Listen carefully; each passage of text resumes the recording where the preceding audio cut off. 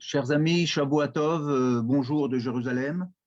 Nous avons hésité à maintenir cette activité aujourd'hui du fait que l'État d'Israël se trouve malheureusement dans une journée de deuil national.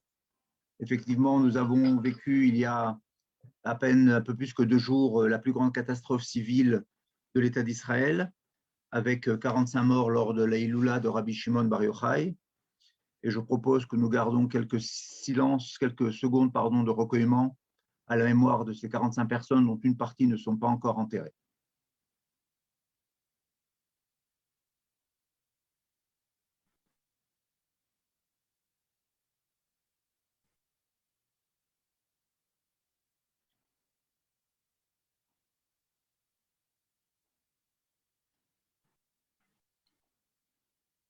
Voilà, symboliquement, nous avons marqué ces quelques secondes de recueillement.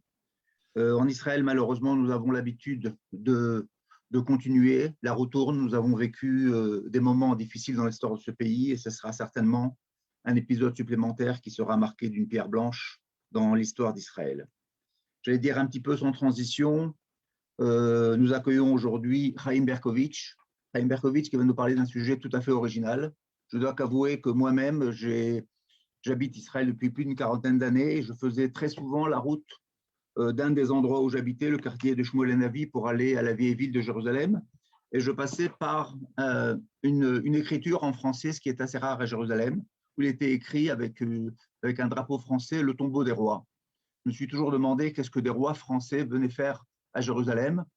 Et on est passé devant cette bâtisse pendant de nombreuses années, jusqu'à il y a une quinzaine d'années où un ami à moi, qui était un conférencier que vous avez eu le plaisir d'écouter plusieurs fois ici, qui s'appelle Léo Atlan, qui est arrivé avec un petit peu de culot à faire ouvrir la porte par un des gardiens arabes et à nous faire une visite tout à fait passionnante de cet endroit, j'allais dire inédit, très original dans le paysage, j'allais dire historique, le paysage de la complexité de la ville de Jérusalem. Et un chercheur du nom de Chaim Berkovitch, qui est lui-même un ancien Olé de France, qui habite depuis de très nombreuses années en Israël, a décidé d'approfondir un petit peu le sujet, j'allais dire énormément, et d'un petit peu de remettre en avant les droits, j'allais dire, de l'État d'Israël, du peuple juif, sur ces tombeaux tout à fait très, très particuliers. Alors, j'en dirai pas plus.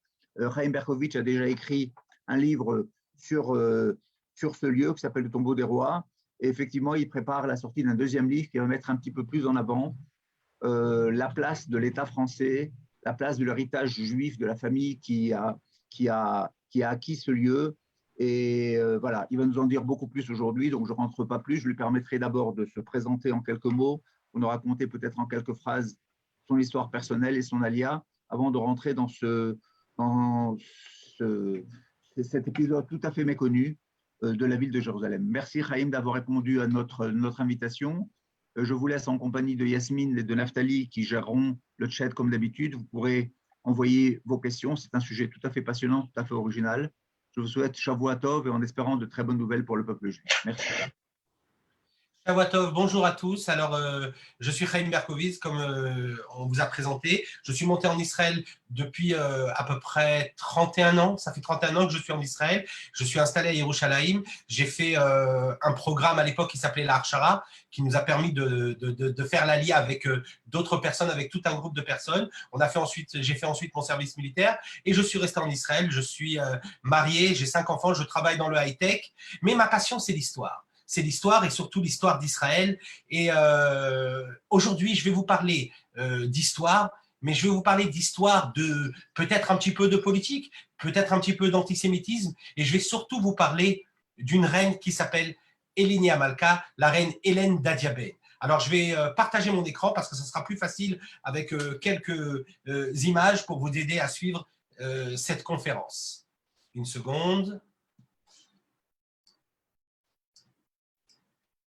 Voilà, donc nous allons parler aujourd'hui du tombeau des rois. Alors le tombeau des rois, ou alors si on le dit un petit peu ici au Moyen-Orient, on dirait plutôt Kbour el Moulour, tombeau des rois. Mais j'ai une problématique. Une seconde.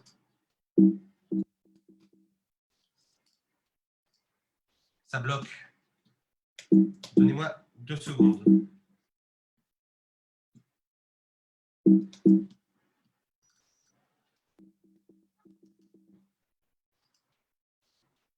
Voilà. Alors, pour cela, je vais vous demander de vous projeter un petit peu et on va aller un petit peu très loin du tombeau des rois. On va aller à Paris. Et imaginez que nous sommes à Paris et que nous sommes un dimanche matin. Et ce dimanche matin, j'ai un problème avec le partage d'écran, avec le… Je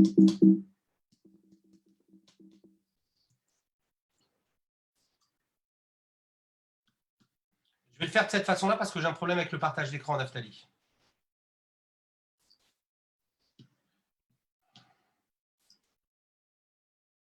Vous voyez mon écran?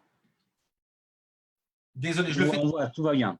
D'accord, je le fais de cette façon-là. Imaginez que vous êtes à Paris et vous êtes un dimanche matin, vous appelez par exemple Gérard Rougemont et vous avez l'intention d'aller visiter un site parce qu'on vous a dit que pas très loin de chez vous, dans les beaux quartiers de Paris, vous avez un site qui est assez exceptionnel où sont enterrés peut-être des rois de France. Alors vous allez dans cet endroit et lorsque vous vous retrouvez devant ce site, vous êtes en plein Paris, transportez-vous, vous vous retrouvez dans un endroit qui s'appelle tout simplement une inscription en hébreu qui vous dit Kivrei Amlachim Medinat Israël, tombeau des rois, État d'Israël. Alors vous vous dites, pourtant je suis à Paris, je vois le drapeau, j'étais ici pour voir un monument qui est assez extraordinaire et je me retrouve avec un drapeau d'Israël et avec une inscription en hébreu. Imaginez en tant que Français ce que cela peut donner. Et on vous dit tout simplement que les sarcophages qui sont dans cet endroit, dans ce monument historique, parce qu'il y a 3 sarcophages, eh bien tout simplement ils ont été transportés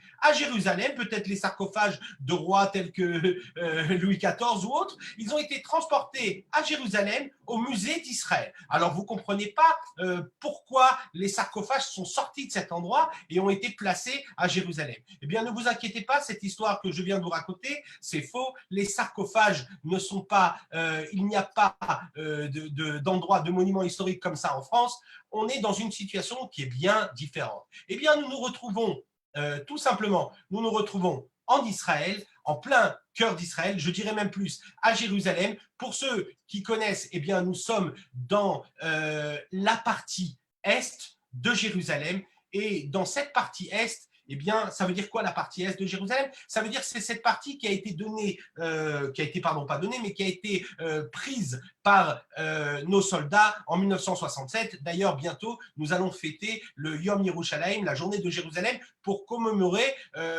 la conquête, entre guillemets, de cette partie de la ville. Alors, imaginez, pour ceux qui connaissent Jérusalem, cette ville, aujourd'hui, est un petit peu partagée en deux par le tramway. Le tramway, il reprend quasiment le mur qui séparait la Jérusalem Est et la Jérusalem Ouest d'avant, eh bien, nous nous retrouvons dans la partie Est de Jérusalem. Et là-bas, nous avons un endroit qui s'appelle Kvod al-Molour, Tomb of the King, appelez-le comme vous voulez, le tombeau des rois. Alors moi-même, comme j'ai pensé la première fois lorsque je me suis retrouvé là-bas, que j'étais devant un tombeau extraordinaire et peut-être je me suis dit qui de l'histoire de France s'est retrouvé à Jérusalem et je me suis dit peut-être que nous sommes face au tombeau des croisés, peut-être Godefroy de Bouillon s'est retrouvé là-bas. Eh bien non.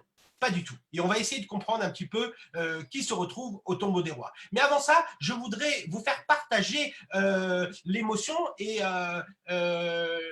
pour vous expliquer un petit peu de quel lieu il s'agit. Parce que pour toute personne qui se retrouve au tombeau des rois, comprend que c'est un endroit splendide, que c'est un endroit extraordinaire. Ce n'est pas la peine d'être un archéologue ou d'être un passionné d'histoire pour comprendre que l'endroit a une signification spéciale. Eh bien, regardez cet endroit. Tout d'abord, nous avons une sorte de barrière avec inscrit « Tombeau des rois ».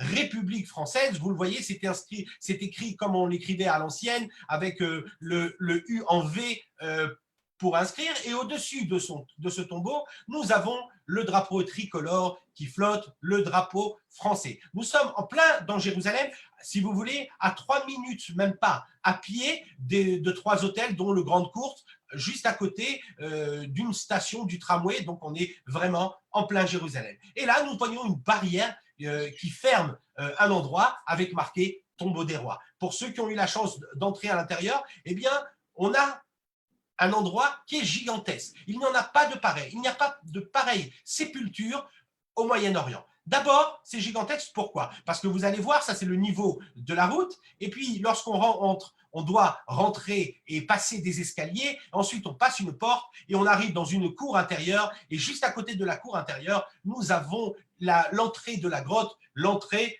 du tombeau. Donc, on voit tout de suite que nous sommes dans un endroit qui est assez extraordinaire. C'est extraordinaire et tout de suite, nous comprenons qu'il s'agit d'un endroit qui date depuis l'époque du deuxième temple. Vous savez à quoi je le vois? Je le vois par exemple parce que je vois ces escaliers. Vous voyez ces marches? On ne peut pas bien s'en apercevoir ici, mais en réalité, elles ne sont pas toutes les mêmes. Vous avez une grande marche et vous avez une petite marche. Vous savez, c'est exactement les mêmes marches que nous avons retrouvées juste à côté du Kotel, juste à côté, là où était jadis l'entrée du Beth Amikdash. On appelle ça Sharei Hulda. C'est des marches qui ne sont pas homogènes, tout simplement pour toute personne qui va monter ou descendre cet escalier, eh bien, elle va le faire avec respect, elle ne va pas pouvoir courir. Ça montre la sainteté de l'endroit.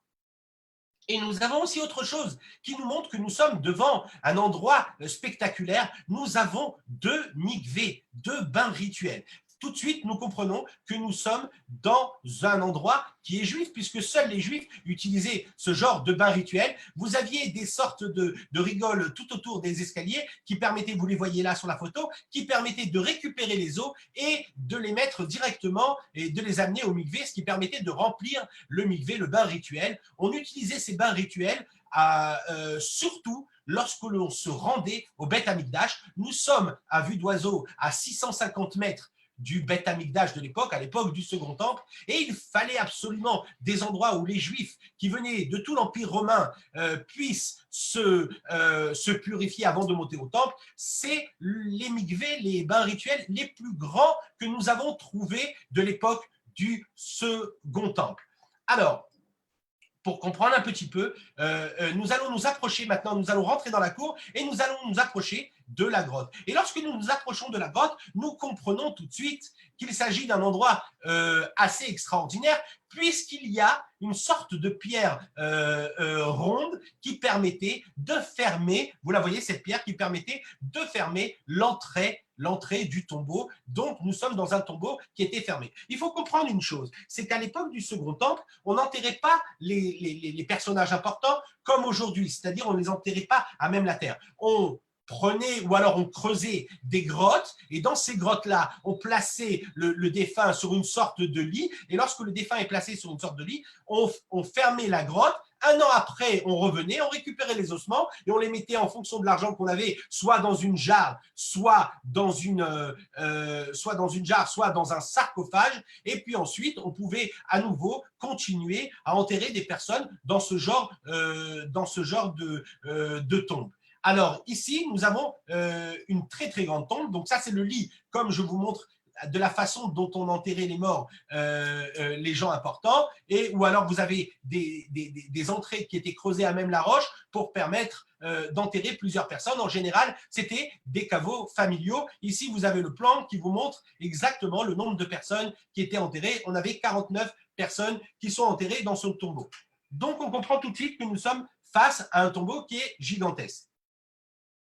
On a arrêté d'enterrer de cette façon-là à partir de 135. Vous savez, lorsqu'il y a eu la révolte de Bar Korba, il y a eu une ville du nom de Bétar où les habitants ont été tués et ont été massacrés. Et les Romains étaient tellement mécontents contre nous qu'ils ont empêché à ce que l'on enterre pendant plus de 2 ans les corps de Bétar. Donc les corps sont restés mangés par les oiseaux, mangés par les animaux, etc. À partir de ce moment-là, les Chachamim ont fait une takana, ils ont fait un décret, les sages ont fait un décret en disant que tout le monde serait enterré de la même façon, c'est-à-dire dans un linceul. Mais avant, c'était de cette façon-là qu'on enterrait les rois, les personnages importants, etc.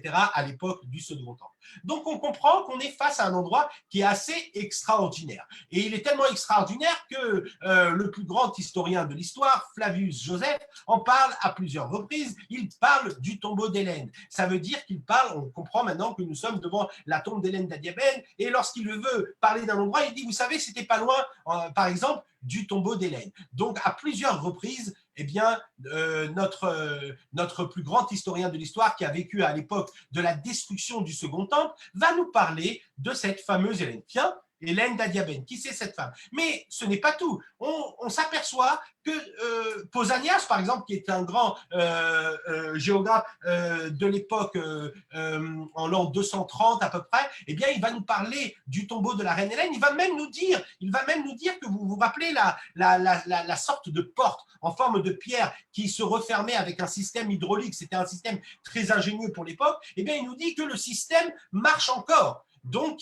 il s'est rendu sur place. Mais là, je vous ai mis des noms de quelques personnes, mais il y en a beaucoup qui ont visité le tombeau des rois, notamment, puisque nous parlons en français, je vous parlerai par exemple de Chateaubriand, lorsqu'il va parler de son voyage, de son itinéraire à Jérusalem, eh bien, il va parler qu'il va visiter le tombeau des rois. C'est un lieu où tout le monde visite, bien sûr, tous les rabbinim, tous les rabbins, toute personne qui se retrouve en voyage à Jérusalem, eh bien, tout simplement, elle va visiter le tombeau des rois. Vous voulez un autre exemple? Eh bien, voici Théodore Herzl en 1898. Bon, on ne le reconnaît pas très bien sur la photo, c'est une vieille photo, désolé, mais il en parle d'ailleurs aussi dans son livre qu'il a visité le tombeau des rois. C'est dire que toute personne qui se retrouve à Jérusalem, attention, Théodore Herzl, lorsqu'il a fait son voyage à Jérusalem, il n'a pris que 4 photos. Une des photos, c'est au tombeau des rois. C'est un lieu où tout le monde se retrouve. On a aussi l'empereur d'Autriche, dans quelques jours après Herzl, lorsqu'il va visiter Jérusalem, eh bien, il se retrouve, vous reconnaissez les mikvés, les bains rituels du tombeau des rois, et vous voyez la photo de l'empereur qui se retrouve à visiter cet endroit. On comprend maintenant qu'on est devant la tombe d'une reine du nom d'Hélénia Malka, la reine Hélène de Chadayeb, d'Adiabène, eh bien, et que c'est une tombe extraordinaire, puisque tout le monde se rend là-bas. Je ne vous ai même pas parlé de tous les rabbins qui y vont pour y prier, on en viendra par la suite. Alors, cette reine, elle est à quelle époque? Eh bien, on est à l'époque de l'Empire romain, et comme à l'Empire romain, on va essayer de trouver d'où elle vient, cette reine. Eh bien, elle vient d'un endroit, attention, c'est pas sa photo, j'ai juste mis un visage pour qu'on puisse se l'imaginer. Eh bien, cette reine, elle vient d'un endroit qui s'appelle Ninive. On en a parlé à plusieurs reprises, on en parle dans la Bible, dans le Tanakh. Elle vient d'un endroit qui s'appelle Adiabène, qui a été à un moment l'Empire parthe, et bien qui a été, si vous voulez, aussi l'Arménie de l'époque. Nous sommes à Adiabène, et là-bas, il y avait une très, très grande communauté juive. Aujourd'hui, pour ceux qui veulent visiter, nous sommes tout simplement en Irak, dans un endroit qui s'appelle Mossoul. Voilà, donc cette reine, elle vient de là-bas. Que fait cette reine et pourquoi elle vient de là-bas? Eh bien, on va essayer de comprendre qui est cette reine extraordinaire. Alors tout d'abord, cette reine, eh bien, c'est la fille tout simplement d'Isatès Ier, roi de Khadayeb, roi d'Adiaben. Isatès Ier, il a un fils qui s'appelle Monbas Ier et il a une fille qui s'appelle Hélène qui va se marier avec son frère. Eh oui, ça se faisait à l'époque. Et lorsqu'elle va se marier avec son frère, eh bien, ils vont avoir 7 enfants. Le premier, Monbas II, le deuxième, Isatès II. Eh bien, tout simplement, le roi va décider que celui qui va prendre la suite, c'est Isatès II, le dernier de la dynastie. Mais Isatès II, il faut qu'il apprenne à devenir roi. Et pour apprendre à devenir roi, on l'envoie à quelques milliers de kilomètres chez Abinerglos, un ami d'Isatès Ier, un roi, et il va apprendre tous les métiers, comment devenir un bon roi. Il va se marier avec la fille d'Abinerglos qui s'appelle Samak, et là-bas, il va rencontrer un juif du nom d'Elazar qui va lui parler du judaïsme. Il est émerveillé par cette religion et il va décider tout simplement de se convertir au judaïsme. Nous sommes à une époque où WhatsApp n'existe pas encore, ni les mails, ni même le téléphone. Il est difficile de parler notamment avec la reine, avec sa maman. Et donc, on sait qu'il n'y avait pas trop de contact à l'époque. Et pourtant, au même moment, sa mère, Hélène, la reine Hélène, se convertit elle aussi au judaïsme, mais par l'intermédiaire d'un rabbin qui s'appelle Yehuda ben Batira, qui est le rabbin des Juifs de Nizib, qui est une ville pas très loin de Ninive. Et donc les deux, par hasard, se convertissent différemment au judaïsme. Nous sommes à une époque, il faut comprendre un petit peu, juste pour se situer, à quelle époque. Je vous ai dit qu'on est à l'époque du presque fin du Second Temple. On est juste après, en réalité, la dynastie Hachmonéenne, la dynastie des Hachmonéens. Vous savez que parmi les Hachmonéens, tout le monde parle de Yehuda, Maccabi, on les appelle les Maccabis. Ils étaient 5 frères. Bref, je ne vais pas rentrer dans l'histoire parce qu'on n'a pas le temps maintenant de parler de tout ça. Mais parmi les frères, nous avons Simon, le Hachmonéen, qui va prendre la suite de ses frères et il va créer une sorte de dynastie de rois en Israël. C'est la première fois que des rois sont en même temps Cohen, prêtre et roi. Ils vont prendre cette dynastie et cette dynastie va nous amener à des disputes entre frères et nous allons nous-mêmes, et c'est tout un sujet, nous allons nous-mêmes apporter le malheur à Jérusalem puisque c'est par nous que va rentrer dans Jérusalem un homme du nom qu'on appelle le boucher. On parle de Pompée. Et donc, nous sommes dans une période après Hérode, nous sommes dans une période où il y a des gouverneurs de Rome à Jérusalem. Rome est rentrée quasiment très facilement et s'est installée. Alors, vous aurez pu... Donc, ça, c'est la période qui nous montre un petit peu la période où cette reine Hélène a vécu. Mais cette reine Hélène, elle a beaucoup d'importance, notamment pour ceux qui visitent Jérusalem, vous allez voir que même une rue, il y a une rue à son nom. Il y a aussi une rue au nom de son fils Monbas et une rue au nom de son fils Isatès.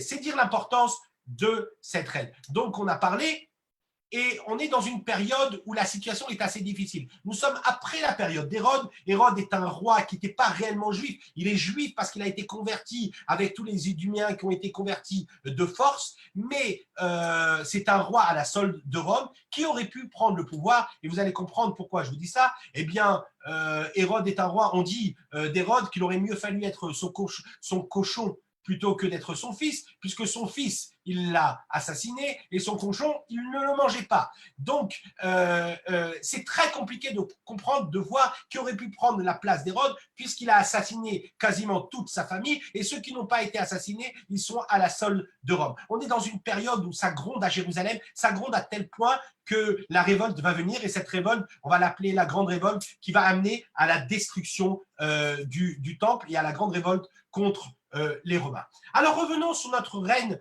Hélène d'Adiabène. Elle s'est convertie au judaïsme. Et je vous poserai la question qu'on se pose, est-ce que c'est une conversion politique ou religieuse? Est-ce que c'est politique? Par exemple, de la façon dont je vous l'ai dit, qu'il n'y a personne qui peut prendre le pouvoir sur la Judée de l'époque, et donc peut-être que cette reine qui s'est convertie et qui a tout quitté à Diabène pour aller s'installer à Jérusalem, peut-être qu'elle l'a fait tout simplement parce qu'elle voulait prendre le pouvoir et s'installer en Judée. Ça aurait pu être possible. Mais la Gemara, le Talmud de Babylone, nous raconte dans le traité de Nazir que cette reine a fait un vœu de Nézira. Donc, un vœu de Nézira, vous savez ce que c'est? Ça veut dire que pendant une période de 7 ans, on va devenir une sorte d'ascète, on va prendre sur soi des restrictions bien plus grandes que les autres personnes, que toute personne chez les Juifs. Et on nous parle qu'elle a fait un vœu de Nézira pour certains, c'était de 14 ans, et pour d'autres, c'était 21 ans. Mais même 14 ans, gardons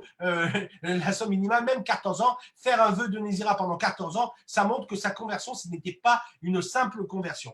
C'est très étrange parce que nous apprenons donc d'elle, et on va voir par la suite qu'on apprend d'autres choses, c'est une des seules fois où la Gemara, elle va apprendre sur tout le fait d'être nazir, comment ça a fonctionné pour être un ascète, et bien elle va l'apprendre d'une femme.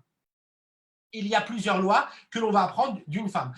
Par exemple, les rabbins, dans le traité de Souka, ils vont nous dire tout simplement, dans le Talmud de Babylone, ils vont nous dire, est-ce qu'on a le droit, il y a une grande discussion dans la Gemara, est-ce qu'on a bien discuté dans le Talmud, est-ce qu'on a le droit de manger dans une Souka qui est très très haute? Et puis il y a un rabbin qui dit, ben non, on n'a pas le droit, elle est trop haute. Et puis d'autres rabbins, vous savez ce qu'ils vont nous dire? Ils vont dire, mais bien sûr qu'on a le droit. Tu te rappelles pas, on était là-bas, nous avons mangé avec les rabbins dans la souka de la reine Hélène d'Adiabène. Encore une fois qu'on nous parle de cette femme dans le Talmud. Et encore une fois, on va apprendre une halakha d'une juive qui s'est convertie au judaïsme, une femme qui n'était pas, qui était une reine et qui est venue se convertir à Jérusalem. C'est montrer l'importance de cette femme. Cette femme, elle a fait énormément. Pendant la grande révolte, pendant toute cette période, on est juste avant la révolte, on est dans les années 35, 45 à peu près, après de l'ère chrétienne, eh bien cette femme, elle va donner de sa fortune pour pouvoir nourrir en période de famine les habitants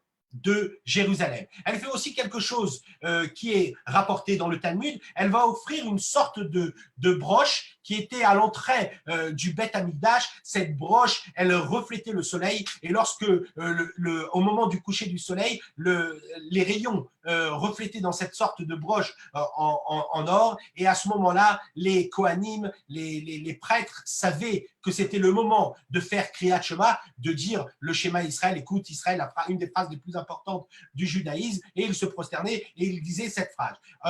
Pour ceux qui vont à la synagogue, vous pouvez voir aujourd'hui dans les synagogues ce qu'on appelle une sorte de ner tamid, une sorte de lumière qui reste tout le temps allumée juste à côté du Echal, juste à côté de l'arche, de l'armoire où on met les sifrei Torah, les rouleaux de Torah. Eh bien, c'est en souvenir de cette broche qui était au temple à l'époque de la reine Hélène. Alors, on sait que cette reine, elle nous a laissé à Jérusalem aussi un palais, donc elle s'est vraiment installée à Jérusalem. Son sarcophage aujourd'hui se situe au musée du Louvre. Vous pouvez aller au musée du Louvre et vous allez vous demander et vous pouvez voir le sarcophage de la reine Hélène. Sur le sarcophage de la reine Hélène, vous allez pouvoir voir marqué Malkata, Tzeda Malketa, c'était le nom de la reine Hélène, et donc il est gravé en hébreu, on le voit bien sur l'image, on montre que son sarcophage, c'est réellement le sarcophage de la reine Hélène. Mais selon la tradition juive, encore une fois, c'est pas sa photo, on n'avait pas de photo à l'époque, c'est juste pour que vous imaginez, nous avons donc la reine Hélène, selon la Massorette, selon la tradition, nous avons au tombeau des rois 2 autres personnes qui sont enterrées, notamment un homme du nom de Nagdimon Ben Gurion et un autre de Kalba Savoie. Nagdimon et Kalba Savoie, ce sont 2 philanthropes de l'époque du Second Temple. Kalba Savoie est connu pour être le beau-père du célèbre maître Rabbi Akiva, et Nagdimon Ben Gurion est connu parce vous savez, à cette époque, à l'époque dont on parle, il y avait à peu près 350 000 personnes qui montaient sur le mont du Temple. Il y avait une organisation exceptionnelle, chacun avait un job, chacun avait un travail, chacun devait faire quelque chose. Le rôle de Nagdimon Ben Gurion, c'était d'apporter de l'eau à tous ces pèlerins, parce qu'on peut tout apporter de chez soi, on ne peut pas apporter l'eau pour venir à Jérusalem. Donc Nagdimon, il apportait de l'eau. Le Talmud de Babylone nous raconte une histoire qui est arrivée avec Nagdimon.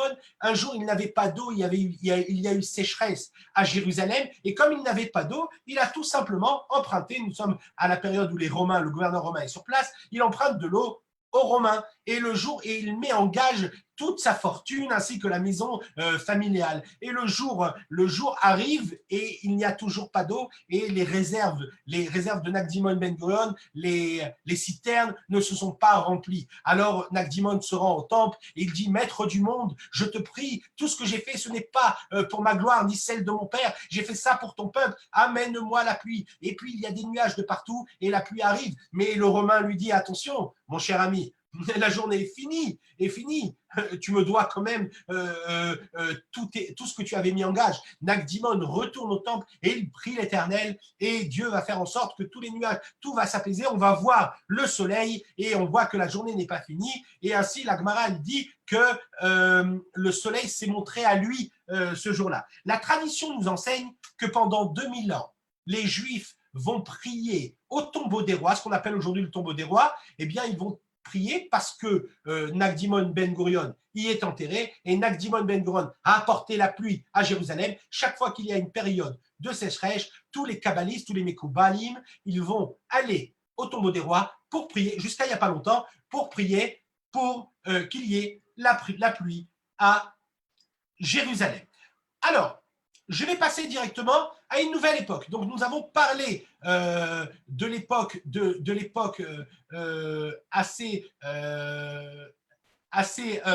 importante de l'époque du Second Temple. Donc, je vous ai dit que pendant les 2000 ans, des Juifs vont venir. Eh bien, venez, on se retrouve dans une nouvelle époque qui s'appelle l'époque de l'Empire ottoman. Et nous sommes en 1864. Et en 1864, nous avons un homme qui s'appelle Félicien Cagnard Joseph de Solcy. Il est archéologue et il va se rendre au tombeau des rois. Et il va faire des fouilles au tombeau des rois.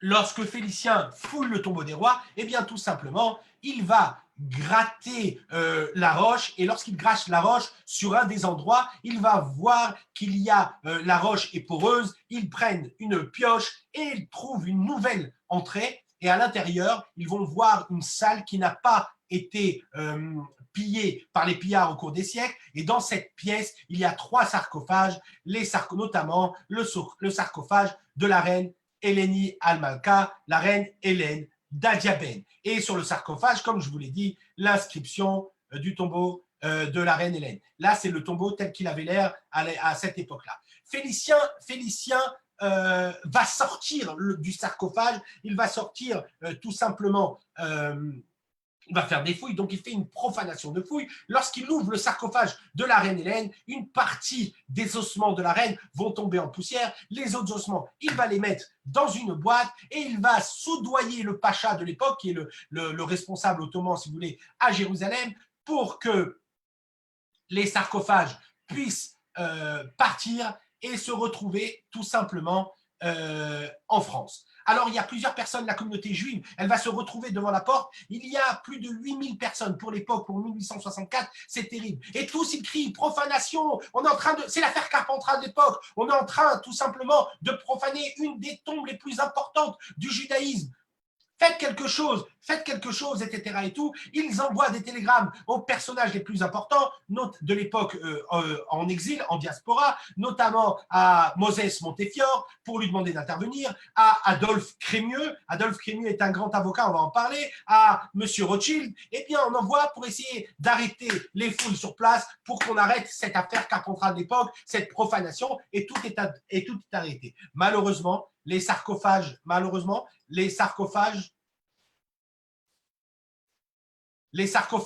vont être pris à dos de chameau et ils vont se retrouver jusqu'à la porte de Jaffa. De Jaffa, ils vont prendre le bateau. Du bateau, ils vont être transportés de Marseille jusqu'à Paris. Et à Paris, ils vont être dans la caverne d'Ali Baba de tous les trésors qui ont été pillés, le musée le musée du Louvre. Alors bien sûr, les rabbins vont faire tout simplement, vont écrire des lettres, ils vont demander au consul de France de l'époque de faire quelque chose, ils vont dire on a profané une tombe, etc. et tout, et on va demander le ministre des Affaires étrangères va demander au consul qu'est-ce qui s'est passé, et le consul va répondre mais non, c'est une petite histoire, on n'en fait pas toute une histoire, etc. Et pourtant, le journal de l'époque nous rapporte que les ossements de la reine et ainsi que les sarcophages sont arrivés au Louvre. Ils sont maintenant dans les caves, à l'intérieur des caves du Louvre. D'ailleurs, j'ai retrouvé tout un fascicule, on en parlera tout à l'heure, qui prouve que tout ce qui a été pris à Jérusalem, c'est un fascicule qui a été écrit par le conservateur en chef du musée du Louvre, et il marque bien même le détail, une mâchoire, etc., les rotules du genou, tout ce qui a été trouvé dans tous les ossements, ainsi que les sarcophages qui se sont retrouvés au musée du Louvre. Et c'est là qu'intervient une femme qui s'appelle Berthe Amélie Bertrand. Berthe Amélie Bertrand, c'est la fille de Sergio Abella Armand-Lévy et de Noémie Rodriguez Enriquez. Cette femme, son père, Sergio Lévy, est un homme qui a énormément étudié. Il aurait pu trouver du travail. Seulement, quand on s'appelle Sergio Lévy en France dans les années 1860, eh bien, on a du mal à trouver du boulot. Donc, il est obligé de partir en Angleterre. Et il a d'ailleurs découvert une pierre qui s'appelle la Lévine. On en parle beaucoup pour tous ceux qui aiment tout ce qui est le sujet des pierres. Berthe Amélie, donc Lévy à l'époque, n'a qu'un an lorsque son papa décède. Et la bonne Bonémie, qui s'appelle Bonémie, va dire à sa maman, Noémie Rodriguez Enriquez, une grande dame, elle va lui dire, écoute, ça suffit avec le judaïsme. Ton mari a trop souffert. Est-ce que tu veux que ta fille souffre de la même façon qu'a souffert ton mari d'antisémitisme? Baptise-la, qu'elle devienne une bonne catholique, qu'elle rentre dans l'école des sœurs, et ensuite, comme ça s'appelle, c'est terminé avec ce judaïsme, et elle n'aura plus de problème. Et c'est exactement ce qui va être fait. Berthe va être baptisée, et ensuite, elle va se marier avec quelqu'un qui s'appelle Alexandre Bertrand. Elle va vivre comme une bonne catholique. Mais vous savez, lorsque nous avons une étincelle juive en soi, eh bien, cette étincelle, elle reste malgré tout, elle est présente. Et elle entend par son mari, qui s'appelle Alexandre Bertrand, qui a travaillé aussi, qui est un archéologue, qui a travaillé avec Félicien de Solti, elle entend la grande histoire que Félicien amenait des sarcophages au Louvre et que les rabbins se plaignent qu'il y a sacrilège et qu'il y a profanation de tombes. Alors, pour comprendre un petit peu qui c'est notre amie Berthe, donc Berthe, elle est mariée ici, elle est de la famille des frères Pereire. Elle est tout simplement la cousine de Émile et Isaac Pereire. Vous avez entendu parler de ces frères Pereire? Eh bien, moi, je vais vous en parler parce que Émile et Isaac Pereire, ils ont un boulevard à leur nom à Paris. Paris leur doit les chemins de Paris, la France, leur doit les chemins de fer, mais on leur doit aussi des bâtiments, on leur doit tout Saint-Germain-en-Laye. Ils ont fait énormément pour la France. Mais c'est l'histoire de deux petits juifs bordelais qui travaillaient dans le magasin de leur mère. Ils vendaient des boutons et tout simplement des braguettes. Et un jour, une tante, elle vient voir, elle dit, mais les enfants, ils sont très intelligents. Tu ne peux pas les laisser travailler à la mercerie. Envoie-les à Paris, qu'ils aillent apprendre la finance, qu'ils aillent travailler. Et puis la mère, elle dit tout simplement, mais comment ils vont faire Shabbat si je les envoie là-bas? Mais les enfants, finalement, vont réussir à persuader leur maman de partir. Ils se retrouvent chez les Rothschild. Ils toquent à la porte de Rothschild. Ils leur disent, on veut apprendre la finance. Rothschild leur dit, demain matin, 8h, vous êtes devant la banque. Ils sont là à 8h moins 5. Ils vont commencer une carrière. Ensuite, ils vont faire concurrence à Rothschild. Cela va devenir des très grands entrepreneurs en France, notamment la Banque Populaire, etc. Et vous allez comprendre pourquoi, en deux mots, Berthe et leur cousine. Et donc, elle fait partie du côté de sa mère, Noémie Rodriguez Enriquez, de cette grande famille qui est la famille Pereira, et ce qui est en réalité la famille des Pereira. Alors,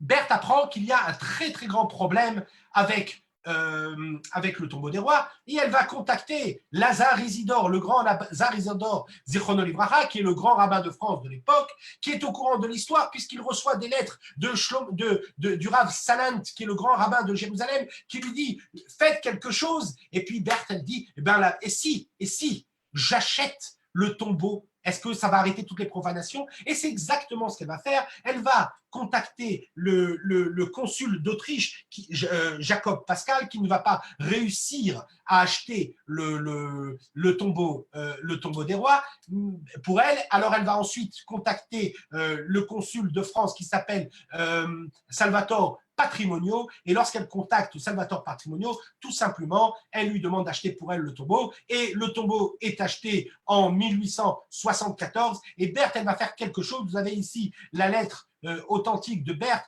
Berthe va déclarer, et vous reconnaissez, j'ai rencontré l'arrière petite fille de Berthe qui me parle de son ancêtre, de cette Berthe Amélie Bertrand, née Lévy, et qui me dit, on peut bien voir, comment ça s'appelle, comment elle, dans sa lettre, elle dit « Je suis signée Berthe Amélie Bertrand, j'appartiens à des familles israélites ». On voit son judaïsme qui ressort, et elle achète le tombeau, elle convoque un notaire, elle convoque le grand rabbin de France, et elle donne le tombeau à la communauté juive. On appelle ça en hébreu un acte de Hekdesh. Ça veut dire que je sanctifie l'endroit, je le donne à la communauté. C'est une loi qui existe au Moyen-Orient, et cette loi, elle dit tout simplement que lorsqu'on reçoit quelque chose pour la communauté, par exemple, vous avez quasiment tous les tombeaux en Israël appartiennent au Hekdesh, c'est un bureau, un ministère qui existe jusqu'à aujourd'hui, et tout objet, qui est tout endroit qui est offert au Hekdesh, il a une particularité, c'est qu'il reste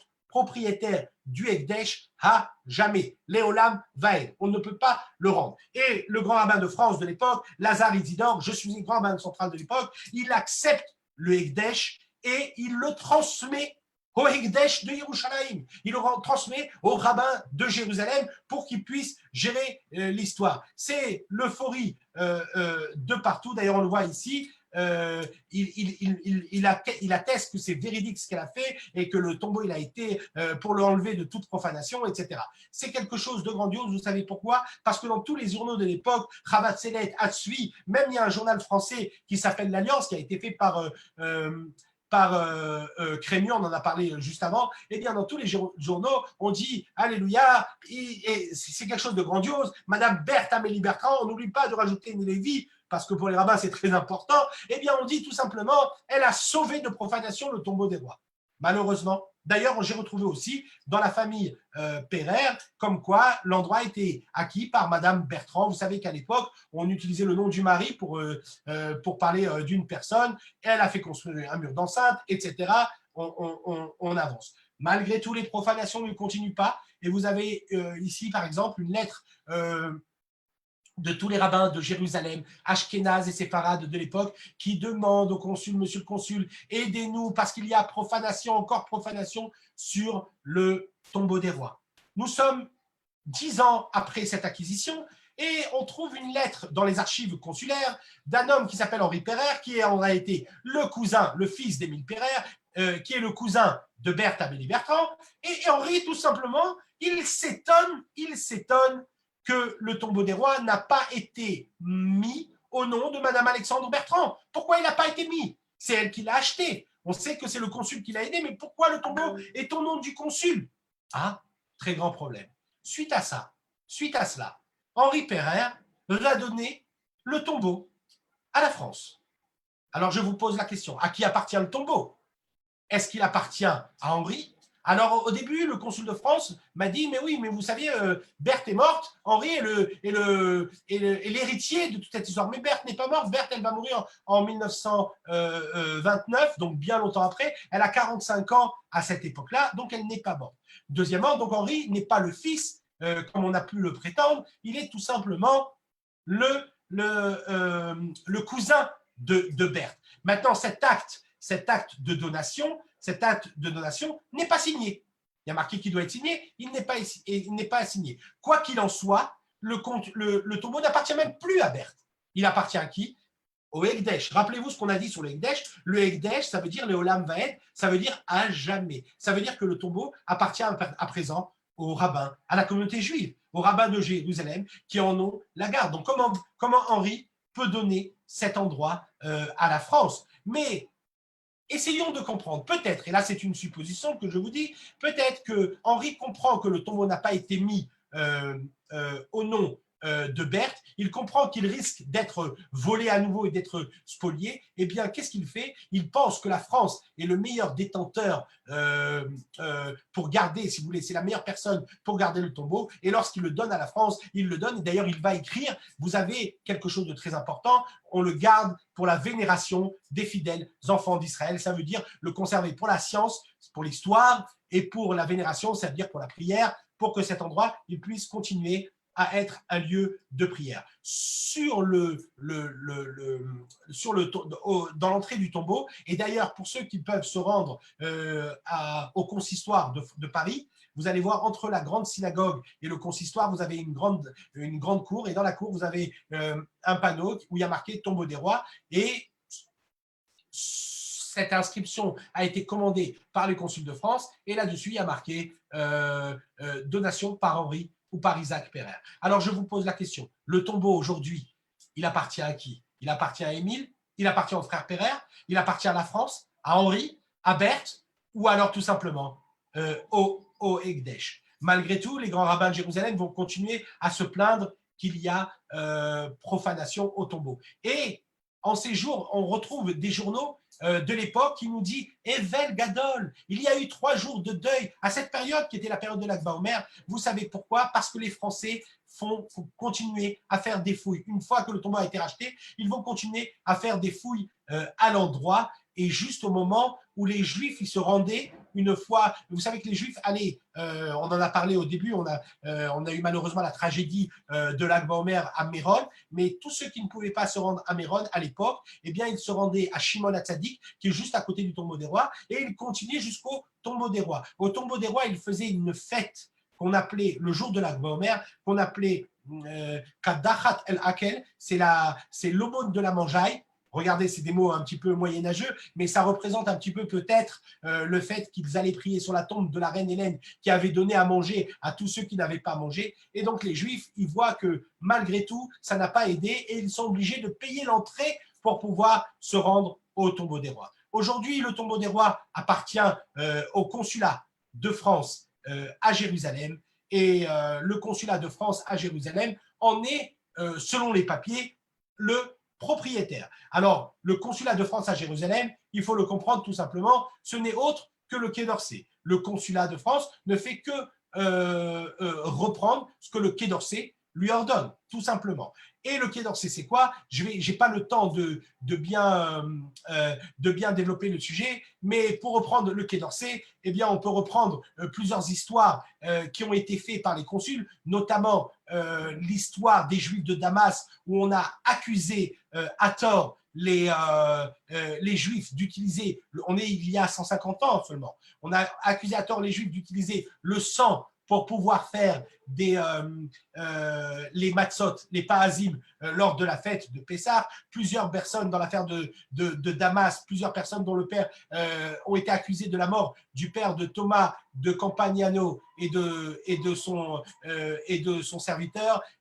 Plusieurs ont été torturés, plusieurs ils sont morts. S'il n'y avait pas eu l'intervention de Crémieux et de Montefiore, ils seraient tous morts. Mais tout ça, ça a été orchestré par un consul de France. Donc, les exemples, on pourrait développer. Le Quai d'Orsay n'a jamais été pour Israël et n'a jamais accepté que nous revenions sur notre terre. Et donc, il est aujourd'hui responsable du tombeau des rois. Je vais rapidement par rapport à ça. Ça, c'est des exemples par rapport à toute personne qui a participé, qui fait partie du Quai d'Orsay, pour montrer à quel point eh bien, le Quai d'Orsay n'est pas très, très en faveur du tombeau des rois. Et pour comprendre un petit peu le rôle du Quai d'Orsay, c'est-à-dire du consulat à Jérusalem, on peut comprendre que c'est un rôle qui est un peu différent des autres consulats. Par exemple, lorsqu'un consul arrive à Jérusalem, eh bien, il va revêtir des habits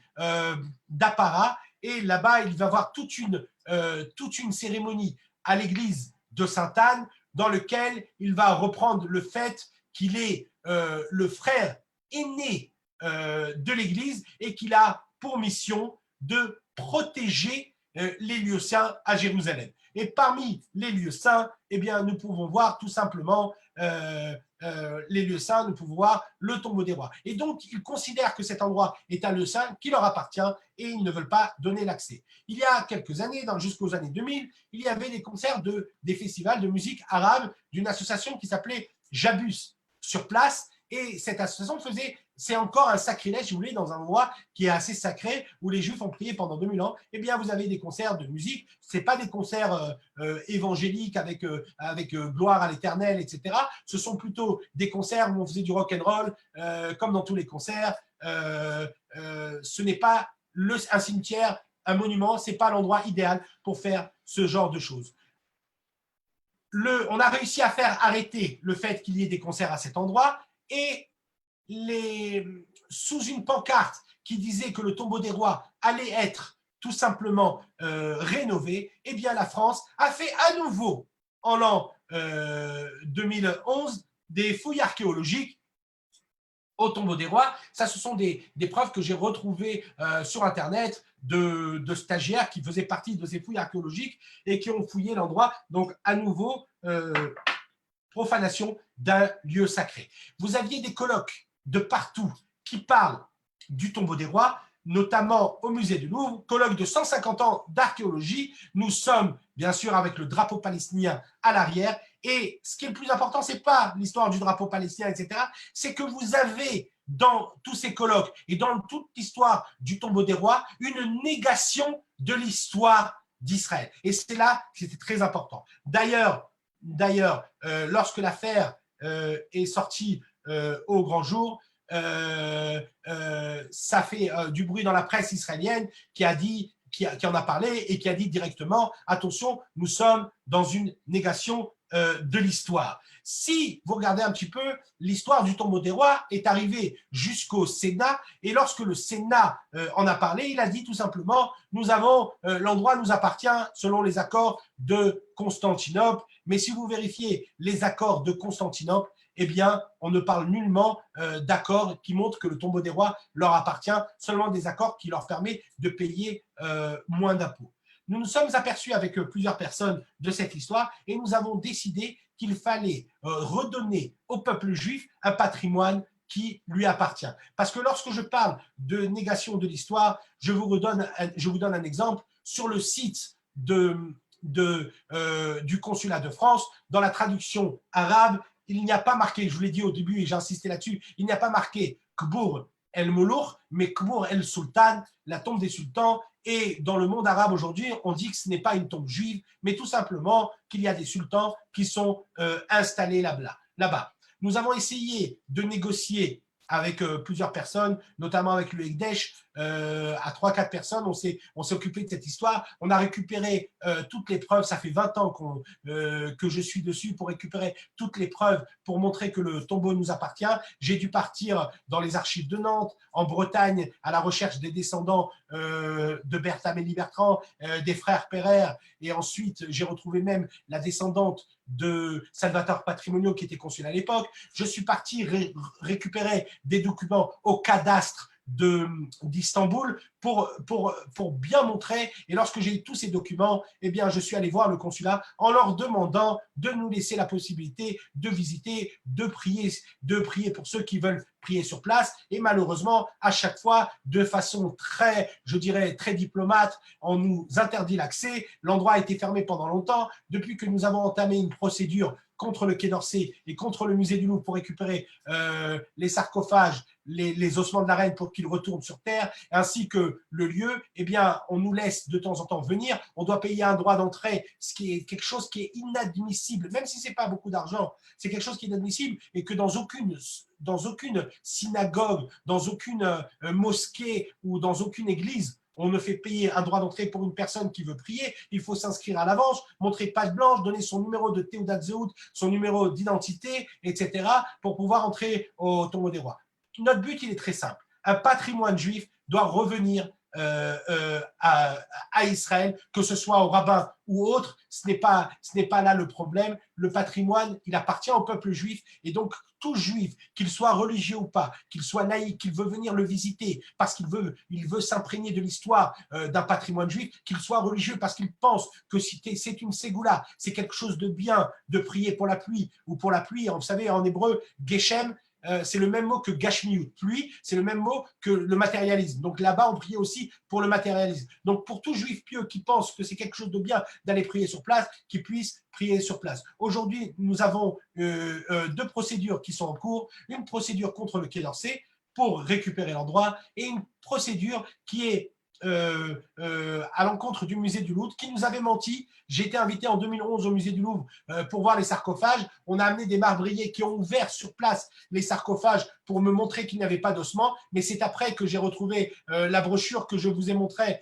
qui montre bien qu'il y avait que tout était arrivé au Louvre, et donc on veut récupérer les ossements de cette reine et les amener en terre. À travers toute cette histoire, tout simplement, nous voulons rétablir l'histoire d'Israël, parce que lorsque l'on fouille, lorsque l'on gratte la terre dans cette partie de la ville, eh bien, nous allons voir notre histoire, c'est notre histoire, et il est très important de montrer que nous étions là depuis plus de 2000 ans et que c'est là-bas que nos ancêtres ont été enterrés. J'ai écrit à ce sujet un livre qui s'appelle Le tombeau des rois. C'est un roman historique qui reprend depuis la reine Hélène d'Adiabène jusqu'à aujourd'hui et qui rapporte des faits.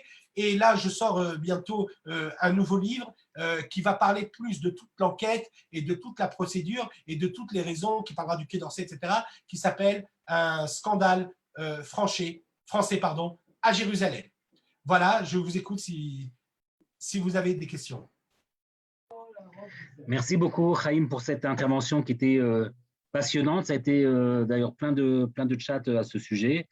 Je crois que tu as répondu il y avait quelques questions, mais tu as répondu au fur et à mesure. Est-ce qu'il y avait un procès qui était fait contre le Quai d'Orsay? Je crois que tu y as répondu. S'il y a une question, hormis des remerciements pour la qualité de notre conférencier, voilà, je ne vois pas de questions. Alors, moi, je vois juste une chose. Je t'en prie. Voilà, je vois juste une chose que peut-être on pourrait répondre. Je vois, est-ce que c'est efficace d'aller dans une procédure juridique envers la France? Nous avions, bon, j'ai résumé, hein, je pourrais vous parler de l'histoire du tombeau des rois, on pourrait en faire tout un séminaire d'une semaine ou de 2 semaines. Mais donc j'ai essayé de résumer. Nous avions entamé d'abord une procédure devant le tribunal israélien. Mais la France n'est pas venue se présenter, et elle n'est pas venue se présenter parce qu'elle ne reconnaît pas le tribunal israélien, elle ne reconnaît pas Jérusalem comme un endroit qui doit être géré par les Israéliens, tout simplement. Et donc c'était, on aurait pu finaliser tout ça avec le tribunal. Mais nous, ce que nous voulons plus que tout, c'est de bien montrer. Et puis, si ils ne veulent pas venir au tribunal israélien, nous voulons montrer à tout le monde. D'ailleurs, il y a eu des articles qui sont sortis dans le Figaro, vous taperez sur Internet, qui parlent de toute cette histoire, etc. On veut bien montrer à tout le monde que c'est l'histoire du peuple juif qui se joue à travers cette histoire. C'est une histoire d'antisémitisme qui se joue, et c'est une histoire de négation de l'histoire qu'il ne faut pas laisser faire. Et c'est pour ça que nous allons en procédure en France. Mais nous sommes suivis par un des plus grands avocats du barreau en France, qui s'appelle Gilles William Gonladel, et nous espérons, et nous lui donnons, et nous le remercions d'avoir pris sur lui cette procédure, et on espère bien sûr que nous allons tout récupérer. En tout cas, nous avons toutes les preuves. Ok. Quelques petites questions là qui viennent d'apparaître. La visite des tombeaux est-elle encore accessible au public à l'heure actuelle? Alors, c'est accessible 2 jours par semaine. Il faut s'inscrire sur le site du consulat de France. Il faut donner son nom, payer 10 shekels le mardi et le jeudi matin de 9h à 11h ou de 9h à 1h, je ne sais plus exactement, mais rentrez sur le site du consulat français de Jérusalem. Par contre, vous allez pouvoir voir une partie du site, mais la France, le consulat, a fermé toute la partie, tout ce qui était la grotte. Elle ne donne pas l'accès. Bien, on va récupérer, que nous puissions l'ouvrir de façon à ce que ça soit ouvert, comme tous les monuments en Israël. Eh ben, écoute, Chaim, merci beaucoup. C'était passionnant. Nous avons appris beaucoup de choses. J'ai été personnellement un petit peu interrompu parce que, comme vous savez, aujourd'hui c'est dimanche et nous travaillons, donc j'ai des collègues qui m'ont dérangé un petit peu. Est-ce que tu peux, enfin en tout cas à moi, me répondre, pourquoi on appelle ça le tombeau des rois? J'ai entendu qu'il y avait une reine. Désolé, bien sûr, je peux répondre. Le tombeau des rois, c'est une lorsque Félicien de Solcy est venu pour la première fois, il était sûr, il a trouvé cette tombe gigantesque, et puis il a dit, je suis dans la tombe du roi David et du roi Salomon, et il l'a fait appeler tombeau des rois. Mais lorsqu'il est revenu et il a montré sa thèse au musée des Beaux-Arts, il s'est fait huer parce que ça ne correspondait pas du tout avec tous ceux qui en parlaient dans l'histoire, notamment Flavius Joseph. Il a reconnu son erreur, mais le nom est resté tombeau des rois. Voilà, on va peut-être laisser la parole, la dernière question à notre ami Youssef Charvit. Est-ce que, Yasmine, tu peux lui laisser la parole? Youssef Charvit est docteur en histoire juive à Bar-Ilan. Il a déjà intervenu sur nos ondes. Est-ce qu'on peut lui laisser la parole? Oui, il peut activer son micro. Yossi, tu peux parler. Shalom à tout le monde. Je voulais surtout témoigner de la fierté que j'ai d'entendre mon khanir du Bnei Akiva de jadis, il y a quelques années, près de 30 années. Et je vous ai envoyé dans le chat, Kol HaKavod, Chaim, c'était très, très, très intéressant. Je vous ai envoyé dans le chat notre visite, la visite que nous avons eue à la Victoire, dans la cour, comme tu l'as désigné, dans la cour de la Victoire, nous voyons la stèle du fameux tombeau des rois, et nous avons un petit peu expliqué le pourquoi et le comment cette stèle est arrivée là-bas même. Alors voilà, vous pouvez voir dans le chat et vous pouvez lire le petit texte qui a été écrit par Félix Loeb du consistoire. Alors, Chazak Vehemat, merci beaucoup. Merci beaucoup, Yossi. Quelques juste personnes une nous ont petite chose. demandé. Toutes les personnes qui souhaitent avoir l'enregistrement de cette conférence peuvent m'envoyer un email à osm@wzorg.il. Je vous écris l'adresse sur le chat, comme ça, parce qu'il y a beaucoup qui sont partis ou qui sont arrivés en retard. Donc, voilà. Continue, Naftali, désolé. C'est ce que je voulais dire. Est-ce que tu peux nous rappeler, s'il te plaît, ce que nous aurons jeudi soir? Donc, jeudi soir, 19h heure française, on reçoit le dessinateur Michel Kishka qui va parler de son livre Falafel im Kharif, Falafel sauce piquante, et qui raconte en fait son histoire d'Aliyah de Belgique, donc qui est très recommandé, pas parce que c'est nous qui organisons, mais parce que ça vaut la peine. Donc, je vous donne rendez-vous jeudi soir, 19h. Très bien, merci à tous. Merci Yasmine, merci Chaim, merci aussi. Et à jeudi et pour des prochaines interventions. Bye, le mot de la fin, Chaim? Non, je vous remercie. Je voulais juste dire que Yossi Charvit, c'est entre autres grâce à des personnes comme lui que j'ai pu faire mon alia il y a 31 ans. Voilà, tout simplement. Tov, Shavuot Tov. Bye. Chazak Baruch.